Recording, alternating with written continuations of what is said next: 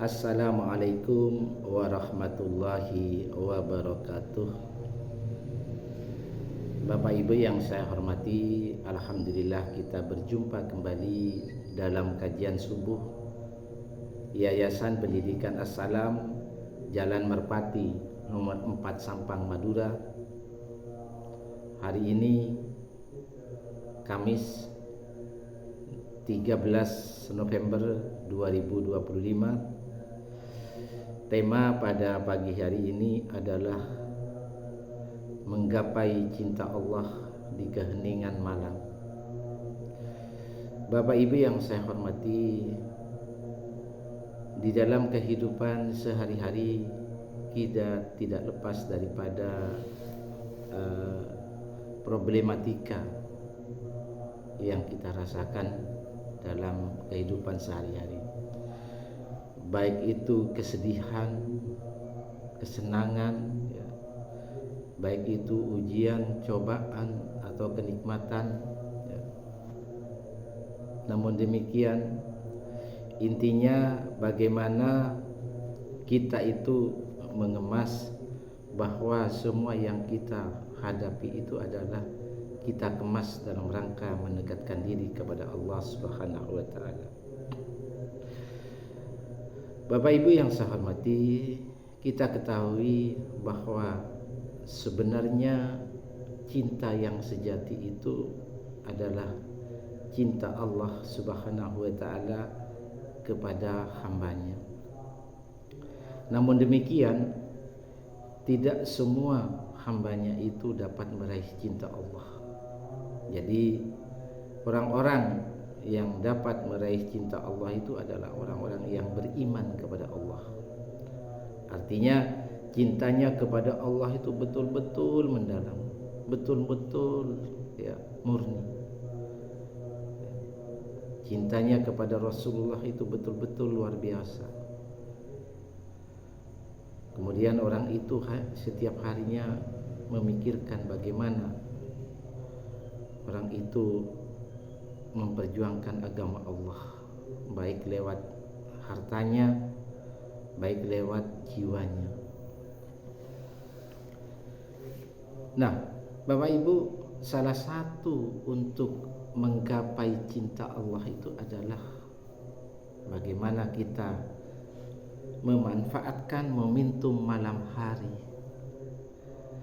untuk bermunajat kepada Allah, yaitu lewat sholat malam, lewat sholat tahajud, qiyamul lail. Perlu kita ketahui Bapak Ibu bahwa salah satu yang terpenting mengapa kita bermunajat kepada Allah di keheningan malam adalah karena kita banyak problem, dan problem itu ya harus menghadirkan Allah. Maka langkah-langkahnya adalah ketika kita ada problem, baik itu berupa ujian atau musibah atau masalah-masalah dalam kehidupan sehari-hari, maka sebetulnya Allah itu sudah memberikan rambu-rambunya. Yaitu yang pertama yang perlu kita ingat ketika kita ada ujian dan musibah adalah Allah dulu. Karena Allah yang memberikan ujian dan musibah itu. Kita mengingat Allah dulu. Jangan musibahnya nanti tambah apa ya? Tambah panjang masalahnya. Tapi Allah dulu. Yakinlah bahwa Allah yang menjadi skenario daripada ujian dan musibah. Kemudian yang kedua adalah kita curhat kepada Allah. Jangan curhat kepada manusia. Jadi curhatnya kepada Allah, ya. Kemudian, nah disinilah sebetulnya salah satu tempat curhat yang paling dahsyat adalah di keheningan malam. Sementara orang lain kita tidur, ya, kita menangis kepada Allah. Banyak masalah yang kita hadapi. Bisa jadi masalah rumah tangga, ya, masalah anak, ya, masalah ekonomi, ya, masalah masa depan, belum lagi masalah pekerjaan. maka kita menangislah kepada Allah. Ya. Bapak Ibu yang saya hormati, kemudian yang tidak kalah pentingnya ketika kita bangun di keheningan malam, itu adalah bentuk rasa cinta kita kepada Allah. Ya. Saat orang lain terlelap dalam keheningan malam, kita bangun walaupun rasa kantuk yang berat sekali, ya karena kita banyak kesibukan di siang hari. Namun karena rasa cintanya yang mendalam kepada Allah, disebabkan karena jiwa kita selalu berkomunikasi dengan Allah, maka rasa kantuk itu hilang. Kita bangun, kita berzikir, kita sholat, kita berdoa, kita menangis, Bapak Ibu. Jadi di malam itu kita bersimpuh di hadapan Allah, kita bersujud kepada Allah. Banyak dosa yang kita lakukan sehari-hari. Bisa jadi hari ini kita banyak berbuat dosa, belum lagi yang besok, belum lagi yang lusa. Ya. Makanya kita perlunya bermunajat kepada Allah. Mudah-mudahan kita diberikan kekuatan untuk bangun malam, diberikan kekuatan untuk tidak mengulangi perbuatan-perbuatan, terutama perbuatan dosa dan bermaksiat kepada Allah. Bapak Ibu yang saya hormati, di dalam Al-Quran surat Al-Isra atau surat 17 ayat 79, bagaimana keistimewaan dan dahsyatnya salat malam ini Allah tuangkan dalam firman-Nya. A'udzubillahi minasyaitonirrajim. Bismillahirrahmanirrahim. Ya. Wa minal laili fatahajjat bihi, ya. Dan pada sebagian malam hari bertahajudlah kamu, ya. Bersolatlah kamu, ya, dengan membacanya atau membaca Al-Quran. Jadi bagaimana tidak dahsyat, bagaimana tidak istimewa, sementara kita tuh mengalami ngantuk yang luar biasa, tapi karena ada keinginan bertemu Allah dan ada keinginan karena janji-janji Allah, maka ada kekuatan kolbunya untuk bangun malam. Nah, ini dua fenomena yang patut kita renungkan. Di situ ada kekuatan Allah yang memberikan fasilitas di malam hari dan kekuatan manusia di dalam kolbu kirinya untuk tetap teguh bangun di malam hari karena saking cintanya kepada Allah. Jadi orang-orang yang beriman bangun di malam hari karena salah satunya juga mengaplikasikan surat At-Taubah ayat 24. Bagaimana kita menempatkan cinta Allah di urutan pertama, Rasulullah di urutan kedua, memperjuangkan atau berjihad di jalan Allah urutan ketiga, baru kecintaan kepada yang lain. Nafilatan lakah, sebagai suatu ibadah tambahan bagimu, ya, sebagai amal farduh, ya, tambahan bagimu secara khusus. Asa ayyab asakah rabbuka, mudah-mudahan mengangkatmu, mendudukkanmu, ya, Tuhanmu di akhirat kelak, maqamam mahmudan, pada tempat yang terpuji, ya, di mana orang-orang yang selalu memuji Allah di tengah malam, yang selalu meminta dan curhat kepada Allah, akan selalu diangkat derajatnya, ya. Bapak Ibu yang saya hormati, ayat ini sangat luar biasa sekali. Kalau kita analisa, yang pertama, bahwa ayat ini adalah menjelaskan tentang ibadah tambahan. Ayat ini menegaskan bahwa salat tahajud itu merupakan ibadah tambahan yang memiliki keutamaan khusus setelah sholat fardu. Kemudian mengerjakan sholat malam atau sholat tahajud itu adalah tempat yang terpuji. Artinya orang-orang yang istiqomah di situ, Allah memberikan kedudukan tinggi kepada orang-orang tersebut. Kemudian Allah juga menjanjikan derajat yang tinggi juga.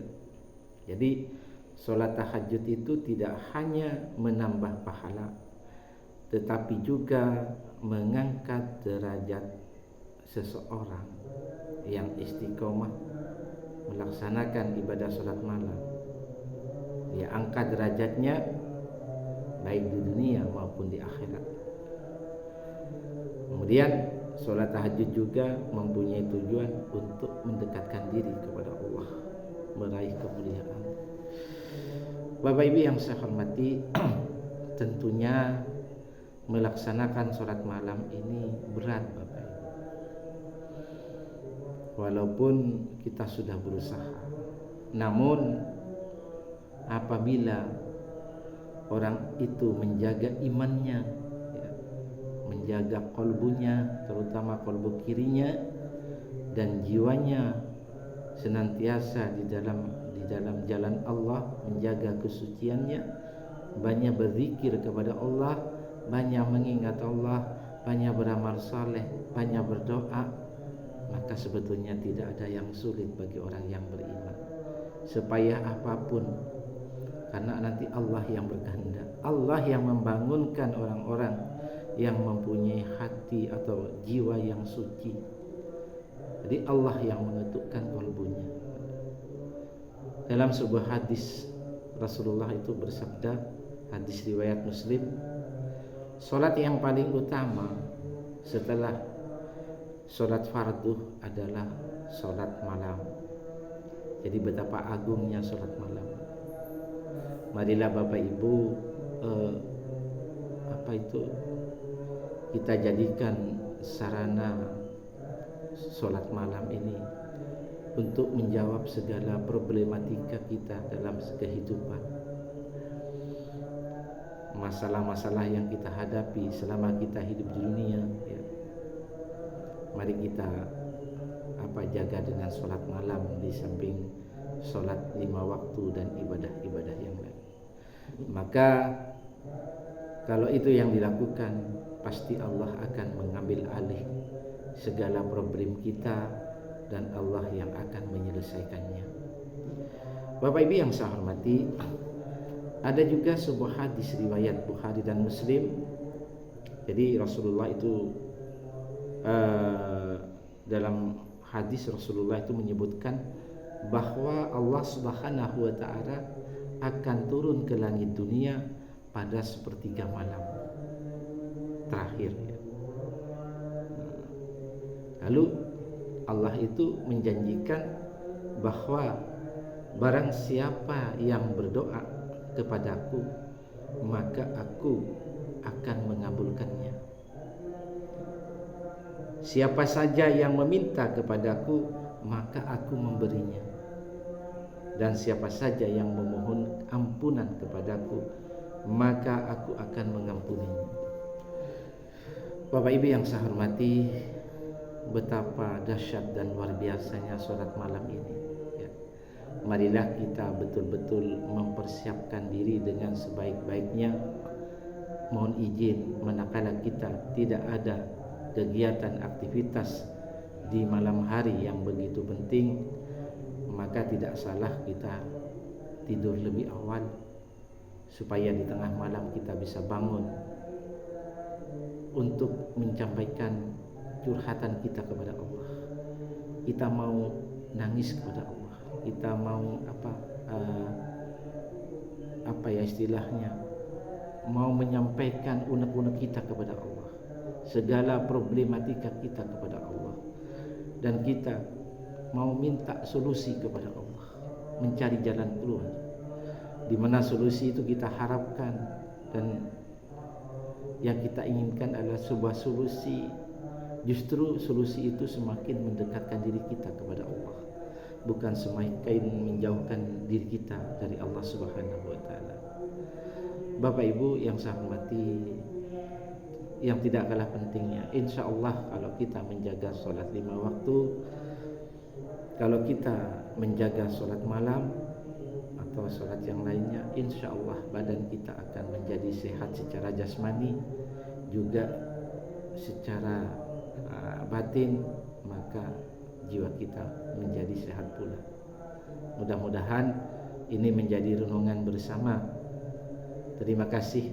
Wassalamualaikum warahmatullahi wabarakatuh.